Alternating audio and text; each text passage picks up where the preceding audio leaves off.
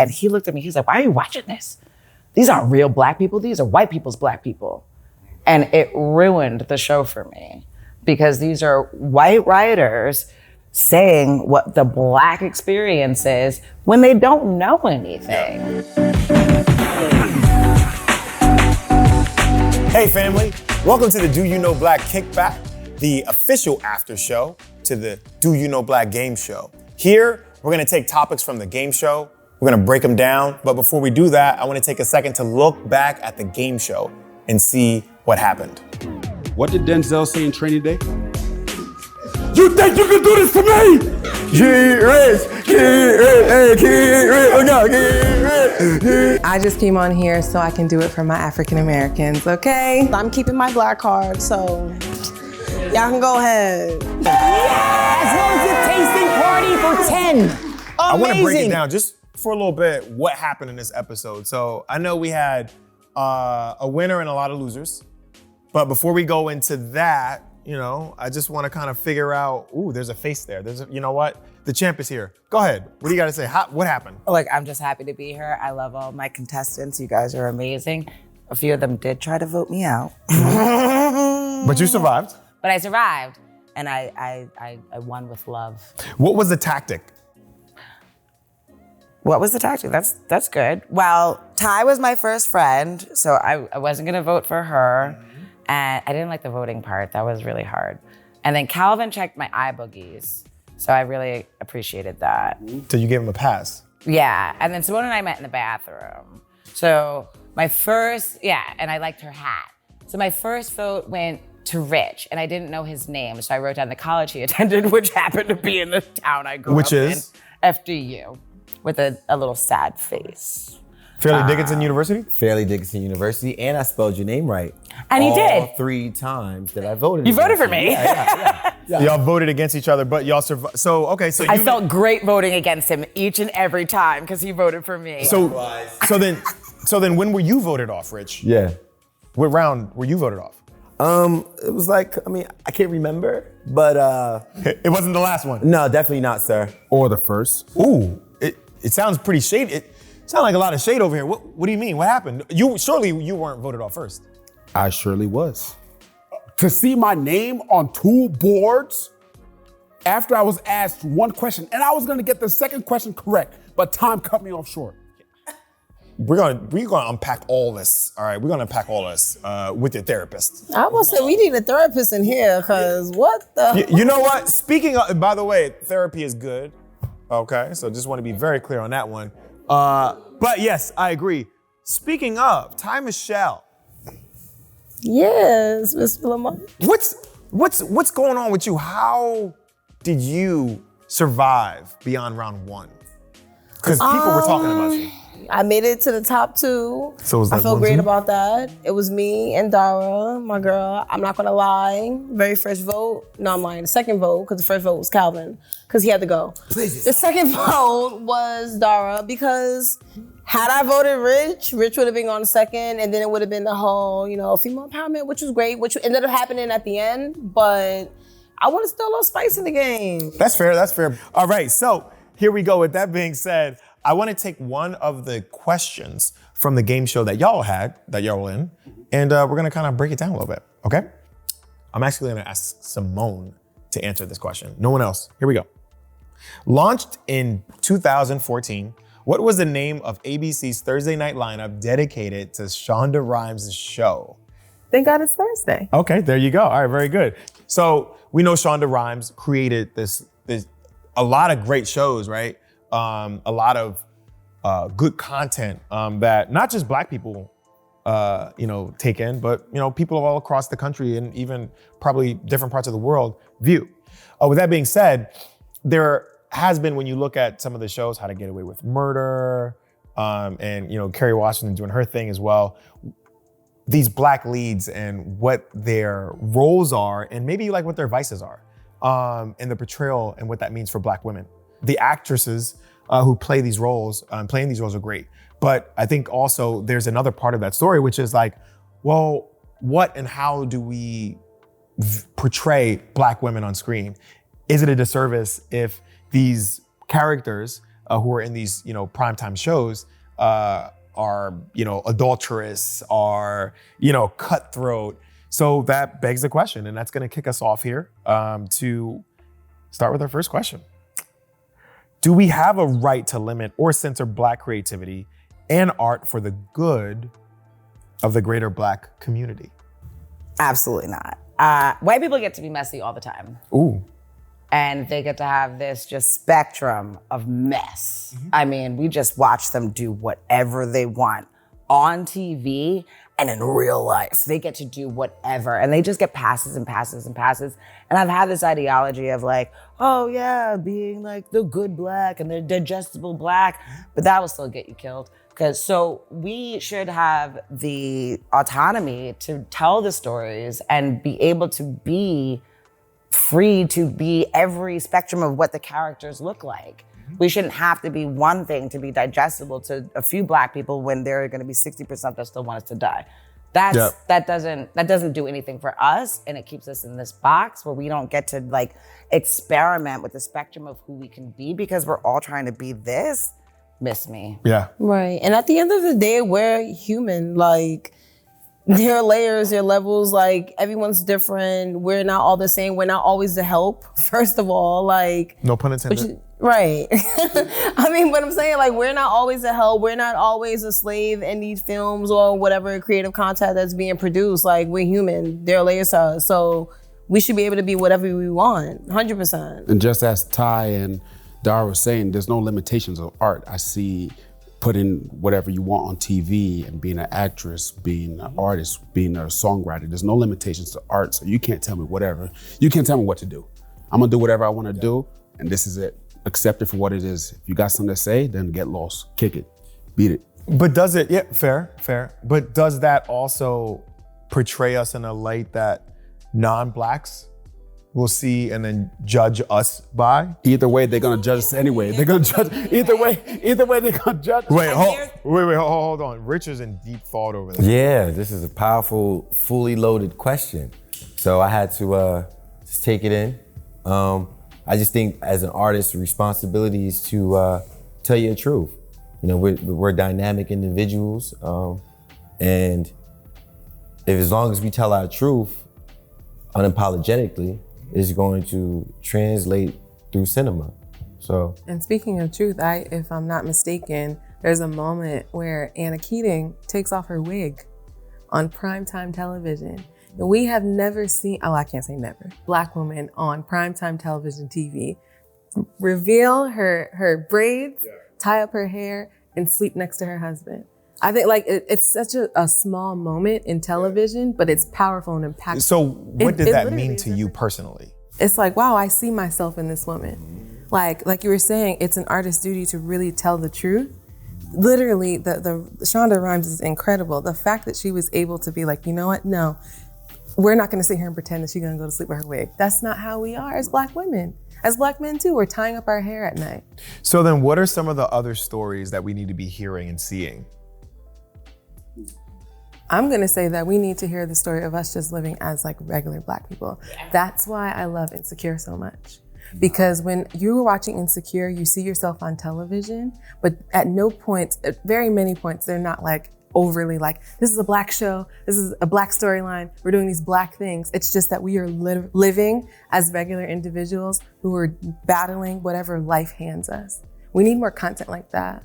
Insecure as was in Atlanta too. Yes. Yeah, just something that's honest and like uncandid, like just, yeah. Another thing I feel like, I think we need more content that's reflecting the times, just because, the younger generation, we're leaving pieces of art for them to discover. So as long as we stay true and reflect the times that we live in 2020, whatever, they get a chance to have reference points and checkpoints of like, okay, during this time, this is the struggles, this is the type of obstacles we had to overcome over time. So we just gotta reflect the times and truly document it. I think that's a huge responsibility. And I agree with you, right? You leave these jewels for the other generations to pick up and, go run with. But, when we talk about Black stories and other things, and you reference Atlanta, and we were at these other things here. Who decides what the Black experience is in these mediums? We do. And that's the importance of us creating these spaces where we are the writers in the room, because that's when you get these nuances of the scarf in the head, because a white boy isn't gonna know about that unless he is slept with a black girl, So like, we need us in the room, because otherwise we get these caricatures of Black people. So I was watching, I'm not gonna say the name, but it's a reality TV show, and I was watching it with my dad, and he looked at me, he's like, why are you watching this? These aren't real Black people, these are white people's Black people. And it ruined the show for me, because these are white writers saying what the Black experience is when they don't know anything, I don't know about a Black goth girl's experience because I've never been a Black goth girl. But let's not sit on this couch and act like that girl doesn't exist. True. And she's the only person who's gonna be able to write that. So I wanna get that, I wanna do what I need to do to get that girl in the room so she can tell her story. Which is exactly what I was going to point out too. Every Black experience is a different experience. There can't just be 3 people telling about a Black experience. You have the Black people, the Black kids who went to the white private schools. You have the Black kids who grew up in the hood. You have the Black kids who grew up with parents who are like middle class parents. So everybody's experience is different. So we're not a monolith. No. But then, we said to the last question that Black people should be telling Black stories, right? Yes. But I've heard, and I've seen, I'm pretty sure you have as well, there are Black creators out there, and we're talking particularly in film, but I'm sure in other mediums, but one in particular that I think of, we don't need to mention any names here, but will show, and people will say, this is not Black people, this is horrible. Black creators, Black actors, Black produced. The representation may not necessarily be, a doctor or a lawyer, or it could be, but then there may be caricatures in there. What do we say to that? That's a Black person, Black people telling Black stories with Black actors and Black producers and Black talent, Black crew. And some of those stories aren't necessarily like, this family's in college. This family has kids that are in college and they're both, white collar, working parents, but instead maybe they're like, are doing other things and talk funny and dress funny and have silly mannerisms. What do we say to that? It's human. Like, at the end of the day, I feel like most content has been based on like Black people being either criminals, slaves, like, the stereotypical roles that Black people have, but we're human. Yeah. Doesn't have to be negative all the time. Doesn't have to be positive all the time. Mm-hmm.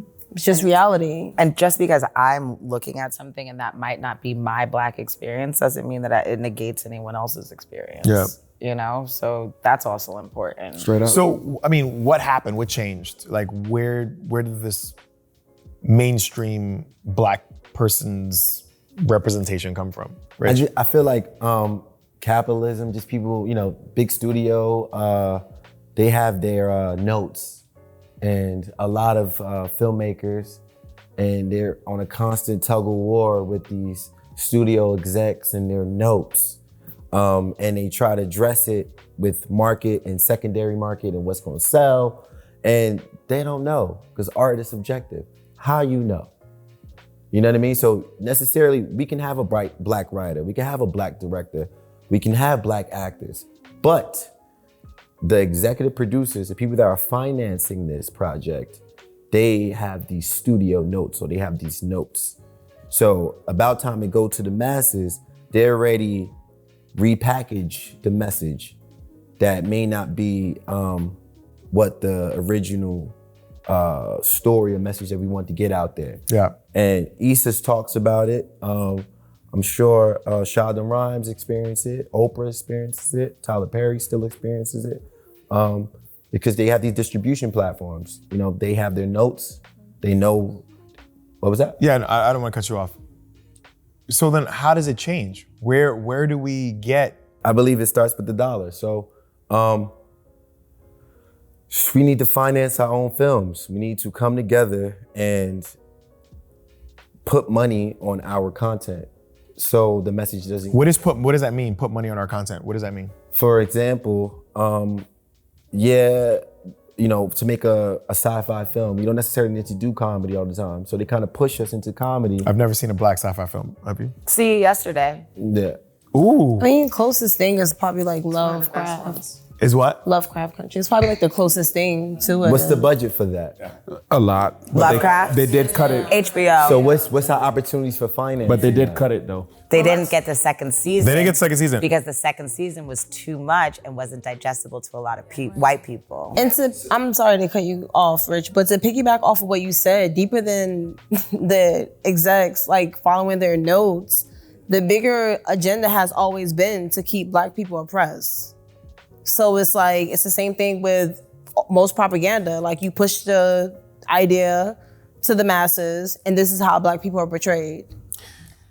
I want to give you some stats that I pulled up, which kind of talked a little bit to what you said and I think what you said, but also what you said, Dora.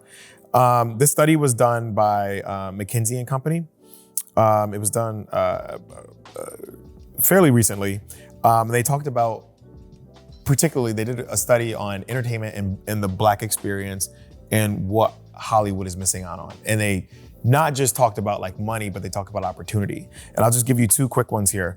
By addressing the persistent racial inequalities, the industry could reap an additional $10 billion annually in revenue, about 7% more than assessed baseline of $148 billion currently. Fewer Black-led stories get told, and when they are, these projects have been consistently underfunded and undervalued, despite often earning higher relative returns than other properties. Secondly, a handful of Black creatives who are prominent off-screen, above the line, in these positions like creator, producer, writer, or director, find themselves primarily responsible for providing opportunities for other Black off-screen talent, unless at least one senior member of a production is Black. Black talent is largely shut out of critical roles. What does that mean? Like, does it mean that we just rely on like the top 3 people who are producing Black content to get other Black people in the door? What's the solution? I mean, it's like what Issa said. Like, Issa was like, you have to start networking across, not networking up necessarily.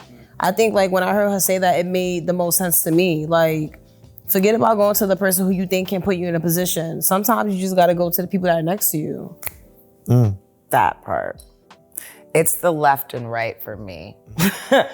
We can look for validation from these people and try to get their money, but fine, but we're literally in the room doing for ourselves. Yeah. You know, literally we're looking to the left and right and seeing how we can build piece by piece, block by block together. If we look at people like Issa Rae, that's what she did. Awkward Black Girl, she did it in like her bathroom, you know? And then she gained enough traction to get the eyes of HBO. Tyler Perry, how many chitlin circuits did he work? You know what I mean? Right, true. And now he has his own studio. These people weren't looking for validation or money or the okay for like some higher up white person, because that's usually what we're taught. Just don't stop. Keep doing what you're doing. Right. Have that goal, have that vision. Who is talented to the left and right of me, and work with those people to get this bag. That's what it looks like. So we've talked a lot about creatives in like film and TV on the screen, but creatives, particularly Black creatives, don't just stop there, right? We have a whole bunch of other mediums and opportunities to get our stories and voices out there. What are some of those other ways and mediums that we are active in and on? Yeah, content creation. That's TikTok, that's Instagram. That's even another form of media, podcasting. Oh, yeah? For example, her name is slipping my mind right now, but the podcast host of Call Me Daddy podcast just signed an exclusive Spotify deal for $60 million. Oh, I'm sorry, did you say $60 million to have an exclusive Spotify podcast. And the thought of like, you know, I'm pretty sure she's a nice woman, but the fact that it's so easy for white talent to acquire such like large amounts of money, I can almost guarantee you they would never give $60 million to a Black content creator, Black podcaster. Right, and there's actually stats behind that when you go back to like the Joe Budden podcast versus the Joe Rogan podcast and the conflict they had between Spotify. Yeah. And there was actually proven facts behind how many people were actually listening each and every week compared to every other body that you're paying. So there's real proof behind it, and still we just get the short end of the stick. So what changed? How did Black creatives who were relegated to these really small minor roles and like got in through a hookup, right? If they got in at all, right? To then, you know, Issa Rae's putting on her own stuff, right? In her bathroom, you know, gets picked up. You talk about, you know, another talented sister who then gets, you know, $60 million from Spotify, and there's so many countless other stories. What changed? What was that dynamic? Was it the internet? Was it? Yeah, absolutely. I think level of access, because now we have these platforms to create content on our own. For example, we have TikTok. Obviously, that is a like blossoming platform, but the young Gen Zers, the young Black Gen Zers realize that they have been creating content for free, because what happens is they'll make these dance trends and white kids will steal them and dance with a bag of Cheetos like this and get paid probably $5,000 to do that. Yeah. Or like, for example, you get Addison Rae being brought onto the Jimmy Fallon show, doing all these TikTok dance trends that were originated by Black kids. Right. Why not bring the Black children who created the content Right. on the show? That but was- instead, it's an easier catch-all for you to bring on the most famous person on this platform to do that. It's an erasure of our culture and our identity, honestly. In the same note, I'm gonna kick it to you, and this is a kind of comedy themed one, so I think you might be interested in it. So I'd be curious to hear your thoughts. Piggybacking off of what Simone just said, a couple months ago, Saturday Night Live, they did a sketch, and this sketch was, I think it was called Gen Z Hospital, a play on like All My Hospital, right? So it was like this kind of soap kind of theme, and basically it was a sketch with all these folks, most of them white, and they were talking in lingo that, I don't even like the term Gen Z, but the generation now uses in terms of like, you know, these words and phrases that sound really close to being Black, right? And so I saw the piece and I was like, wow, this is crazy. I'm almost offended.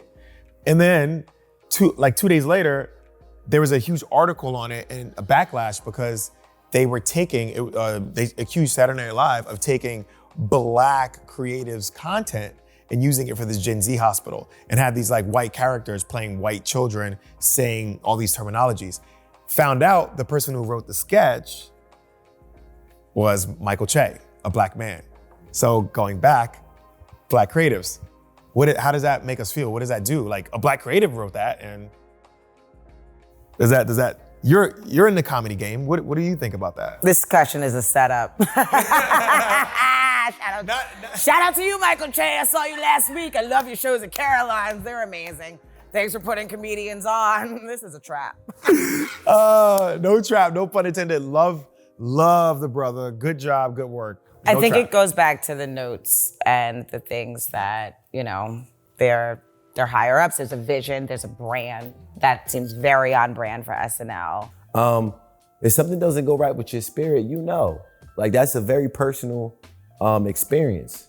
Like, right then and there, if you're on camera and they give you this dress and they're like, hey, listen, brother, we need you to say these lines. When you receive that wardrobe, you feel something in your spirit. If you ignore that, you just sold out.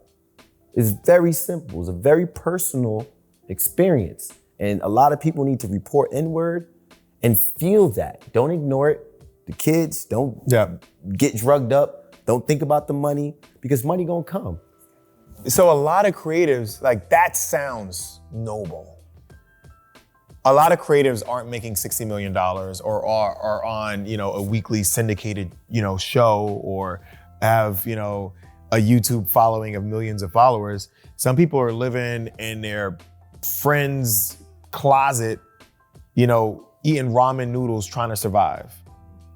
So I'm not saying somebody offers them a dress, but at what point do we provide grace to someone who's a creative, who's struggling, not making it paycheck to paycheck? They're struggling. What is grace to them? So it's since when, right? Let's just go back to the Bob Marley, right? Bob Marley. Right, let's go back to Bob Marley, his philosophy on things. My gift, my reward is I live forever. Since when? Why do we put so much pressure on our art that it must reap monetary output. Like art was never about money. It was never about capitalism. If you want to make money, get a job. If you want to make money, provide value, sell a service, get a product. If you want to monetize your art, if you want to do that, have that conversation, decide that, and then move accordingly. Validate your self-validation or whatever you need to do so you can be able to wake up and do what you need to do. But I'm just upset with the fact that as artists, as creatives, we put so much pressure on our art for it to produce money when it was never designed to do that. We're supposed to create to live forever, to make the world better. Tell the truth, document the times, and that's it. Let it go and then leave it so people can discover it. That's it. You don't got a marketing campaign. You don't need to do all of that. If it's quality and is of value, we will find it. Talk your stuff, yo. Like, you a comedian, you do comedy, you're comedic, like, you're comedian. Let's just say that comedians are so intelligent, right? It's so intelligent. You are taking the struggles, the troubles of the world, and you're repackaging it, and you're making us laugh at it. There's beauty in that art, you know what I mean? Now, when we attach, okay, now imagine if you're curating your art for money, now you're making fun of someone else, now you're hurting people, and it's a very thin line. Give yourself some grace. One thing I try to tell people, and I'm also learning in real time too, respectfully, nobody is beating down your door looking for your project and your creative art. And what I mean by that is people will receive your piece of art and whatever it is that you have to share with the world when you are ready to create it and when you are ready to share it. So do we think that as Black people and receivers of information, it's important to watch the sources that research the sources of where we're pulling? Of our inspiration? Not just inspiration, but actually viewing. Is it harmful if we're not careful about the content that we take in? 100%, definitely. Like, I can remember being in a space where literally, saying it out loud now sounds so sad because I can never find myself in that space again, but I would literally just see what everyone else was doing. And you start to compare, you start to think dang, so-and-so is doing this. I could have been doing that if I just did this. And it's not for you to say, it's not your journey, it's not your path. You literally have to follow your own path. I think the biggest thing that I did for myself was literally going inward. And it may sound corny, it may sound cheesy, but literally sitting in silence and listening to myself, which is ultimately listening to God. Yep. Right. That to me was the best thing that I've done for myself. Now it's see who? It's tunnel vision. I'm going, this is my path. However that looks, I may be zigzagging all over the place, but it doesn't make a difference. There's a lot of sisterly love over here. I feel like we could keep going, and I actually would love to hear more, but we gotta wrap this up. I would love to allow Rich to close us out on what did we get out of today? What did today's conversation bring? And was there anything new that you learned? Whoever is playing the best offense in this creative game is winning. We need to play offense. You got jokes, let it rip. You got mixes, let them go. You got podcasts, let them go. The world is big enough. We talking about streaming platforms, not only in the US, we got the African market. Shout outs to Nigerian, I'm Nigerian. We got Nollywood, don't overthink it. It's already unique because you have your own specific life. I love it. Ready. I love it. Look, that was inspiring. You ain't got to say nothing else. It snaps all around. Good job. Hey, look, this was a great conversation here. I want to thank my guests. So thank you. Thank you for not just kind of hanging out with us and kicking back. Thank you for being vulnerable. Thank you for sharing your stories. I'm your host, Lamont Carolina, and I just want to say thank you for tuning in. Make sure you like, subscribe, just check us out online. We'll see you later. Thank you. Go.